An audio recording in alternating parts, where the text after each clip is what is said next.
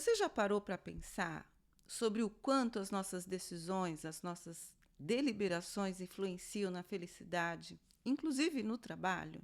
Ser ou não ser, essa é que é a questão.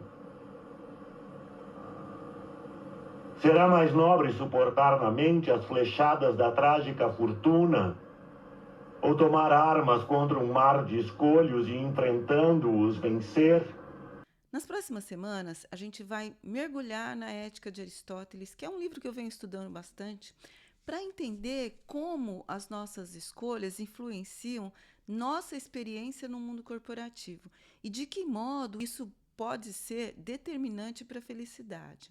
Hoje a gente vai introduzir o tema, trazendo duas abordagens do trabalho que ajudam a gente a entender a relevância do pensamento de Aristóteles.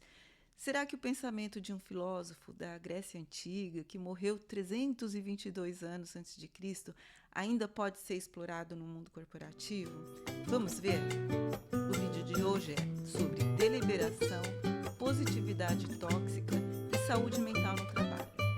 A primeira abordagem é a da psicologia positiva. A psicologia positiva é uma prática iniciada pelo psicólogo Martin Seligman em 1996. Ele é o promotor das teorias de bem-estar que foram amplamente difundidas no mundo do trabalho e que a gente conhece, a gente identifica muito facilmente.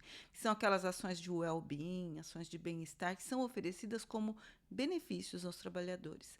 É preciso olhar o que está por trás dessas ações, que é a obtenção de um retorno sobre esse investimento.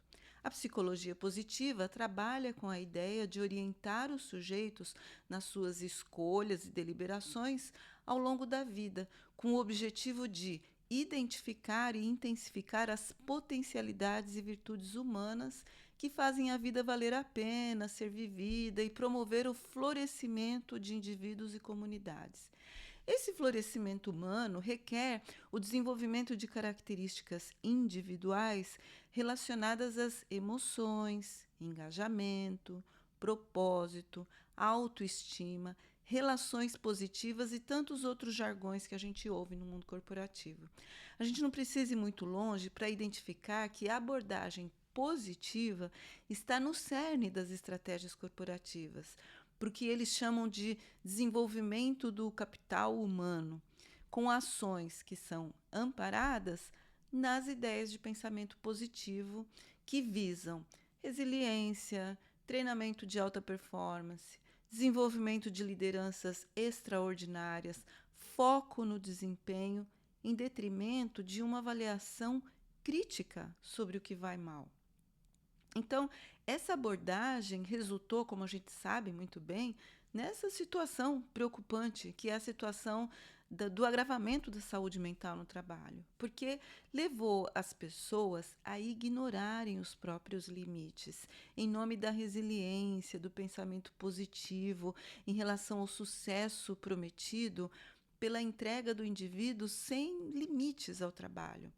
A abordagem positiva nos leva a deliberar de acordo com seus pressupostos, e com isso a gente ignora os nossos limites, as nossas dificuldades, os desejos da alma e a nossa necessidade básica de descanso.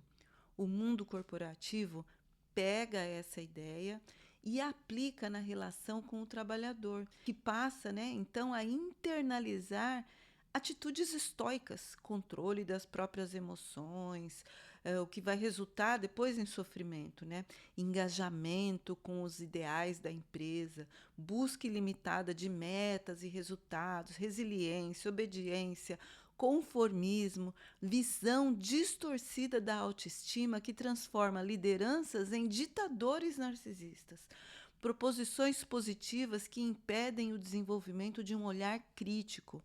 Então, aquele que critica o sistema passa a ser visto como alguém que tem uma negatividade indesejada, e as empresas passam a prestigiar em seus altos cargos cada vez mais personalidades perversas. Esse é o motivo pelo qual existe um certo padrão no perfil de lideranças. quanto mais desengajado, mais desumanizado, mais focado e distante da equipe, melhor.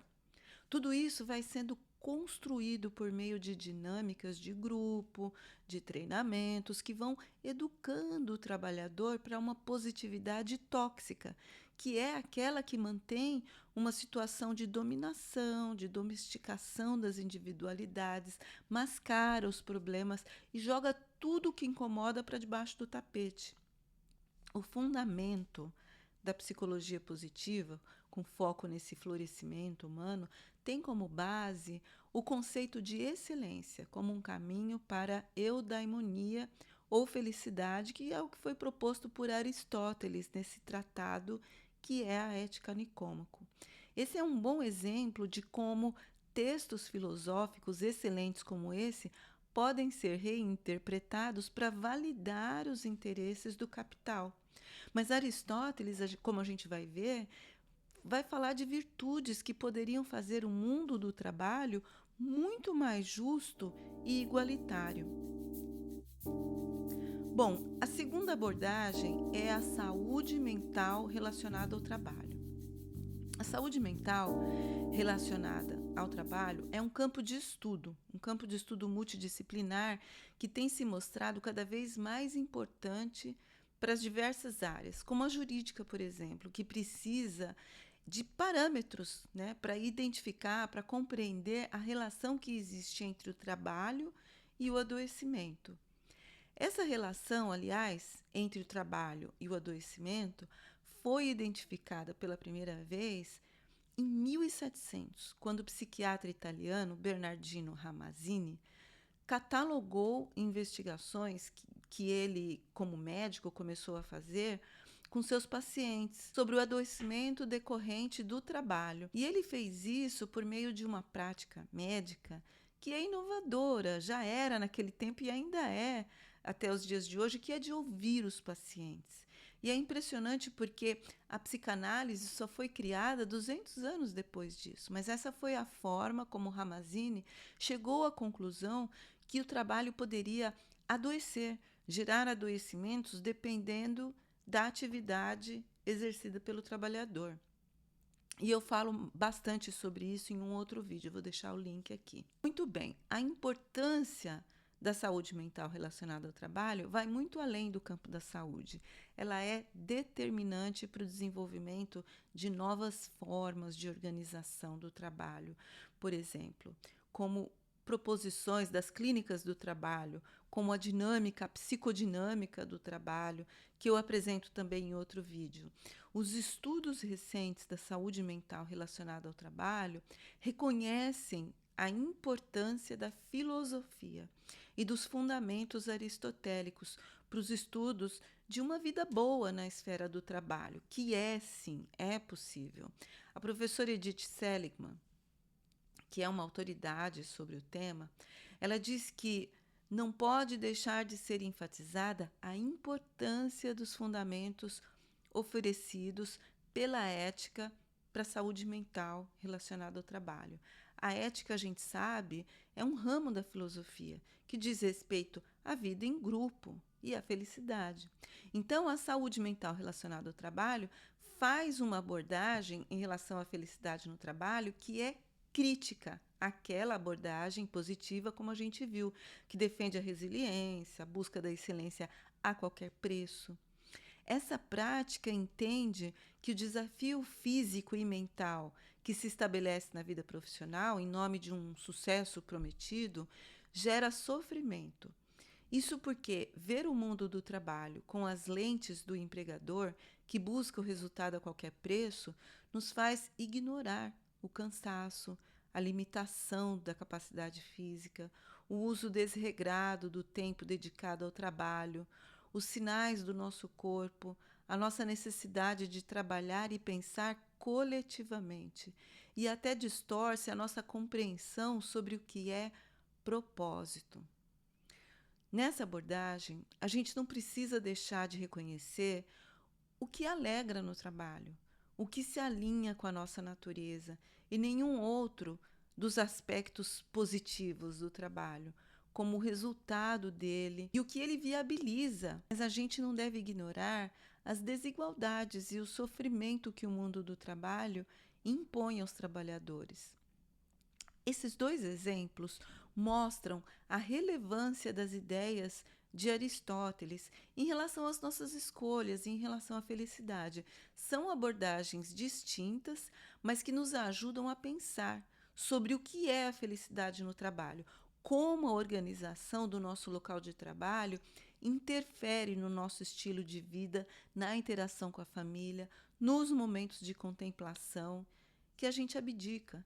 E como, em função de tudo isso, a gente delibera e faz escolhas relacionadas ao trabalho ou no trabalho que podem nos fazer e também fazer outras pessoas mais ou menos felizes. A principal reflexão aqui é perceber que as nossas decisões em relação ao trabalho passam por conhecer e poder identificar as abordagens que fazem parte da nossa realidade no trabalho e ser capaz de agir de acordo ou criticamente em relação a elas. Somente uma atitude crítica pode levar a gente a reconhecer quando a gente está sendo afetado por essa positividade que pode sim ser tóxica. O pressuposto para toda reflexão do tipo é de que a vida é o nosso maior bem. Por isso, a nossa saúde deve prevalecer. A nossa saúde deve ser inegociável nas nossas deliberações em relação ao trabalho.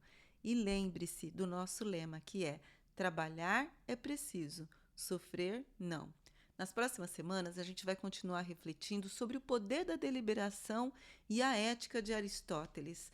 Não perca! Deixe uma mensagem com sugestões de temas do trabalho que você gostaria que eu trouxesse aqui. E chama mais alguém que adoraria ver esse vídeo e acompanhar esse tipo de conversa. Muito obrigada pela sua companhia. Até a próxima semana.